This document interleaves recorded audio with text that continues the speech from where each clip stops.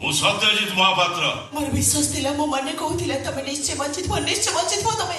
କାଇଁ ମୁଁ ତ ମରି ନଥିଲି। ତାହେଲେ କାହିଁକି ଦୀର୍ଘ 25 ବର୍ଷ ହେଲା ମତେ ଲୁଚି ଚାଲିଛ? କାହିଁକି 25 ବର୍ଷ ହେଲା ମତେ ଠକି ଚାଲିଛ? କି ଦୋଷ କରିଥିଲି ମୁଁ? ଦେଖନ୍ତୁ ମ୍ୟାଡାମ, ଜଣେ ଅପରିଚିତ ଭଦ୍ର ମଣିଷକୁ ଇଆଡୁ ସିଆଡୁ କରି ଏମିତି ଅଭଦ୍ରାମୀ କରିବାକୁ ଚେଷ୍ଟା କରନ୍ତୁ। ମୁଁ